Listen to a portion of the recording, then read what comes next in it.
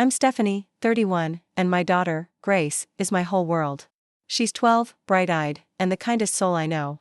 My relationship with my parents, Harold and Martha, and my brother, Jason, that's complicated. When I left Grace with them for a weekend conference, my stomach knotted with worry. I never imagined that 3 days later I'd be in a hospital room watching my daughter recover from emergency surgery on a broken leg that my family had forced her to walk on for 3 hours. We didn't have time for the ER, they said. Before I continue with this story, where are you watching from? Drop a comment below, hit that like button, and subscribe to hear how I handled this unforgivable betrayal. Life as a single mom isn't easy, but Grace and I have found our rhythm. After my divorce from Mark 5 years ago, I've devoted myself to giving Grace stability and love. Mark's job took him across the country, and while he sends child support regularly, his visits are sporadic. Grace understands, she's always been mature for her age. But I've worked double time to fill that gap. To be both mom and dad. My relationship with my own parents has always been strained. Harold and Martha Wilson live in a beautiful lakeside property about 2 hours from our apartment. In the city. It's picturesque wooden cabin, private dock, forest trails, the kind of place Grace loves to visit. But beneath that Norman Rockwell exterior lies a colder reality. Growing up, I was never quite enough for them. Harold, a retired surgeon, expected perfection. Martha, a former school principal, scrutinized every decision. Their criticism was relentless: my grades, despite being A's, my appearance, too casual, my career choice, teaching instead of medicine. Even now at 31, with a master's degree and a stable job as a high school English teacher, I still feel 16 and inadequate around them. Then there's my brother, Jason. 3 years younger, yet somehow always above reproach. The golden child. The boy wonder who followed our father's footsteps into medicine. Jason could do no wrong, while I seemingly could do no right. When he became an orthopedic surgeon, just like Dad, you'd have thought he'd cured cancer from my parents' reaction. Despite all this, I maintained contact because I believed Grace deserved to know her grandparents and uncle. They adored her in their way. Grace loved fishing with Grandpa Harold, baking with Grandma Martha, and listening to Uncle Jason's hospital stories. I tried to shield her from their subtle criticisms, the same ones that had chipped away at my self-worth for decades. For the most part, I succeeded. So, when my principal selected me to represent our school at an educational conference in Chicago, a potential stepping stone to the department head position I'd been working toward, I reluctantly arranged for Grace to stay with my parents for the weekend. It's only 3 days, Mom, Grace said, packing her favorite books. At 12, she was in that beautiful transition phase, still my little girl, but blossoming into her own person. Her dark hair was pulled into a practical ponytail and her blue eyes sparkled with excitement. I'll be fine. Plus, Grandpa said we might go hiking to the waterfall. I checked her suitcase, adding an extra sweater. April in Minnesota can be unpredictable. I know you'll be fine, sweetie. Just remember to take your allergy medication every morning and don't let Grandpa give you too much sugar before bed. I know, Mom. She rolled her eyes playfully. We've done this before. We had, but never for more than a day. Something about this trip felt different. Maybe it was the importance of the conference. Or perhaps it was the way Jason had inserted himself into the weekend plans at the last minute. He and his wife Megan were having issues and he decided to stay at our parents' place to clear his head. Jason's presence always shifted the family dynamic, making Harold and Martha even more dismissive of me. Friday afternoon, I drove Grace to the lake house. The property looked beautiful in early spring, budding trees, glimpses of the lake through the woods, the charming A-frame house my father had built before I was born. My parents greeted us on the porch, Martha immediately fussing over Grace's light jacket. That's not nearly warm enough for the forecast, she criticized, ushering Grace inside. I've laid out some appropriate clothes for the weekend. I bit my tongue. Grace shot me a look that said, it's okay. I'll handle Grandma. Harold barely acknowledged me, focused instead on telling Grace about the hiking trail he'd mapped out for Saturday. The waterfall is gorgeous this time of year with the snow melt. You'll need proper shoes, not those flimsy sneakers. I packed her hiking boots. Dad, I said, setting Grace's suitcase in the guest room.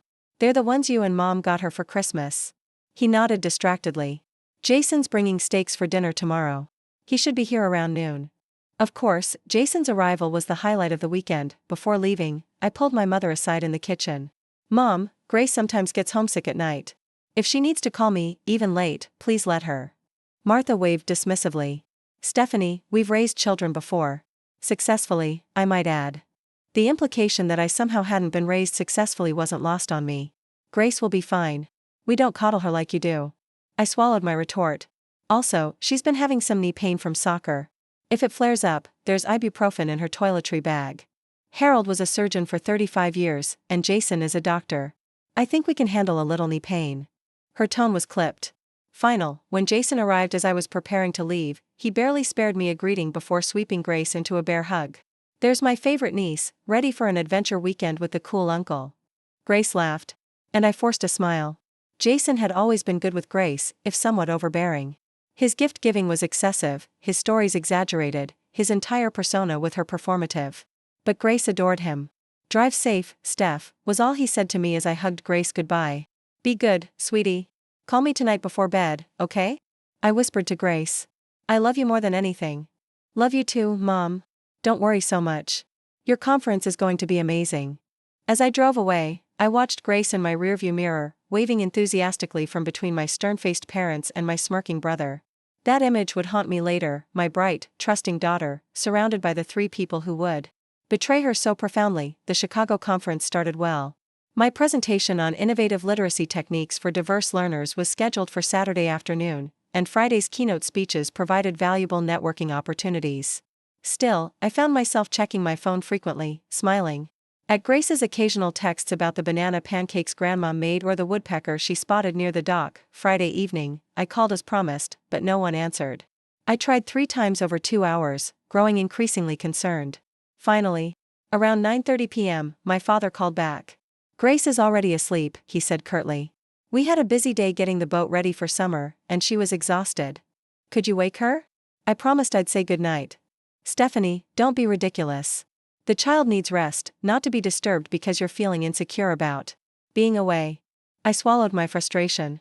Can you just have her call me first thing tomorrow? We're hiking early. She'll call you when we get back. Before I could protest, he hung up. Typical Harold behavior, deciding what was best for everyone without consultation. I tried texting Grace directly, but the message remained undelivered. I reasoned that the lake house's spotty cell service was to blame and tried to focus on reviewing my presentation notes.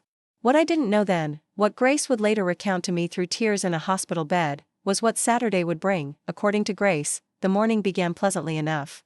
Jason arrived before breakfast, bringing donuts and an excessive enthusiasm for the day's hike. My father had mapped an ambitious trail that looped from the property to the waterfall and back, about 7 miles total. Grace was excited, but nervous about the distance. Maybe we should do the shorter trail, she'd suggested timidly over breakfast. Mom and I usually do the 3-mile one. Your mother coddles you, my father had responded. You're old enough for a real hike. Besides, Jason wants to see the upper falls. And so it was decided. What Grace wanted or felt comfortable with was irrelevant.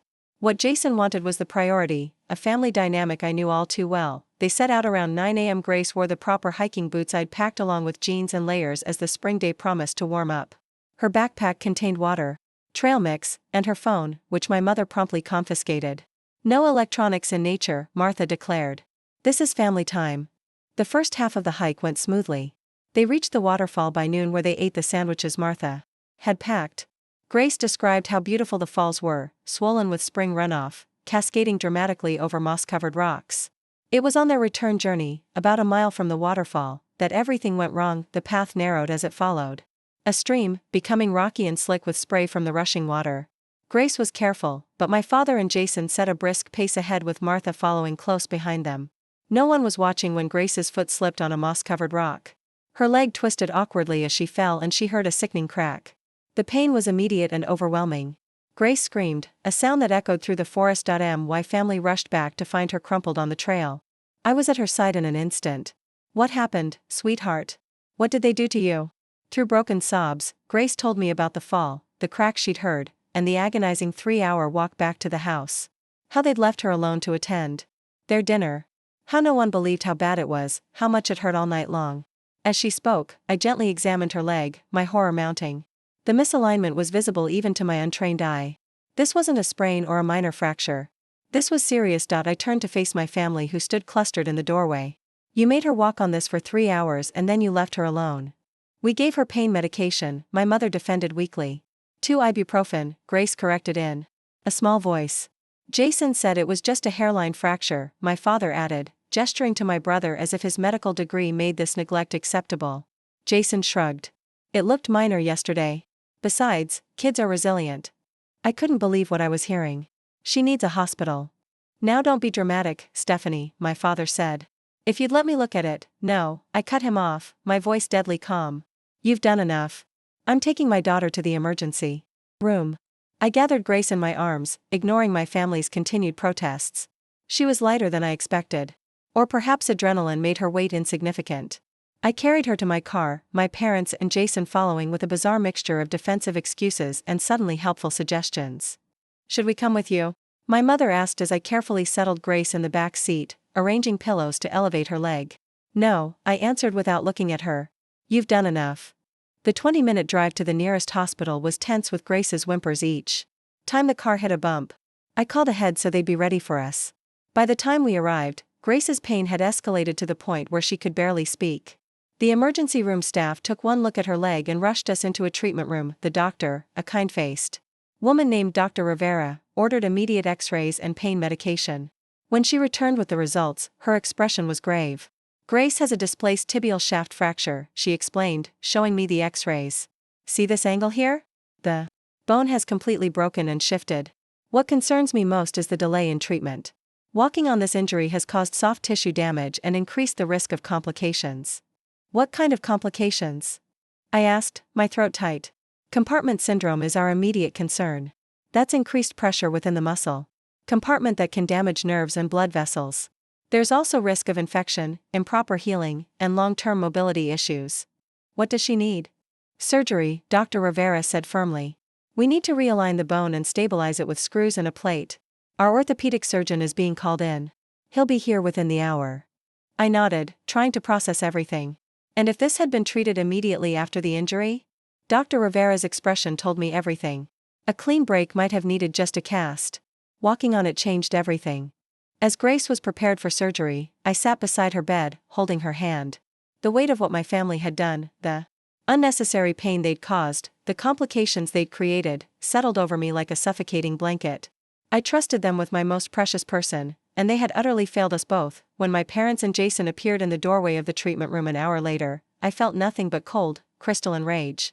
The pediatric orthopedic surgeon, Dr. Layton, arrived promptly. After examining Grace and reviewing her x-rays, he confirmed what Dr. Rivera had told us. Grace would need emergency surgery to repair the displaced fracture and address the soft tissue damage caused by walking on the broken bone. We'll need to place a titanium rod and several screws, he explained. In a child her age, we typically try to avoid such invasive measures, but the displacement is severe, and there's significant soft tissue involvement. Grace squeezed my hand, her eyes wide with fear. Will it hurt? Dr. Layton's expression softened. You'll be asleep for the surgery, and we'll manage your pain carefully afterward. The good news is that young bones heal remarkably well. With proper care and physical therapy, you should regain full function.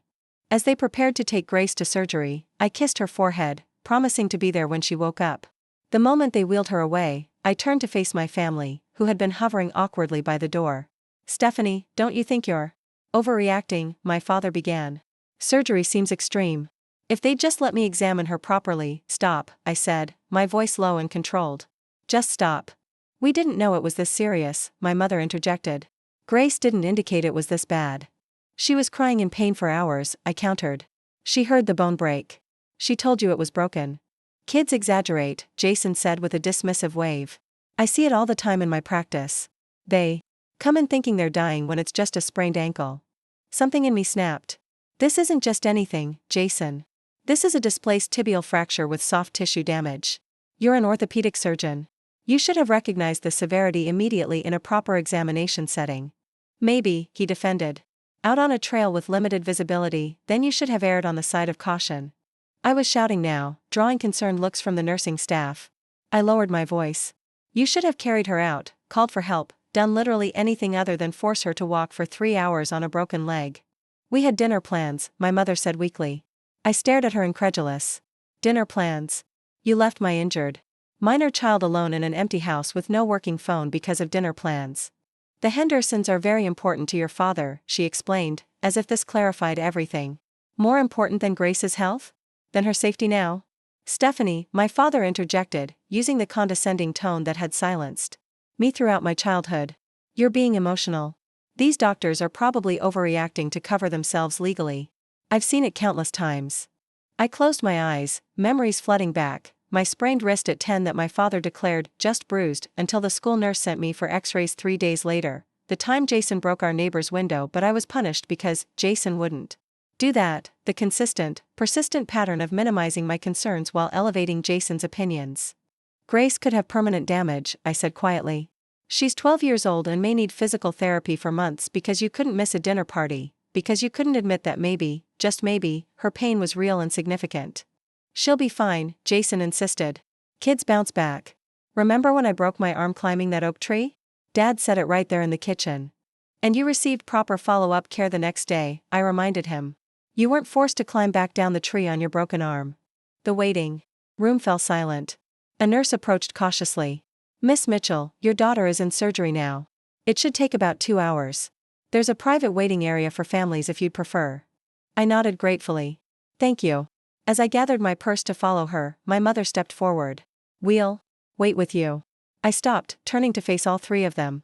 In that moment, with Grace in surgery, I saw my family with complete clarity, perhaps for the first time. These people, bound to me by blood, had repeatedly shown me who they were. I just hadn't been willing to believe it until they endangered my daughter. No, I said calmly. You won't. Stephanie, be reasonable, my father started. Reasonable? I laughed, a hollow sound. Was it reasonable to make Grace walk 3 miles on a broken leg?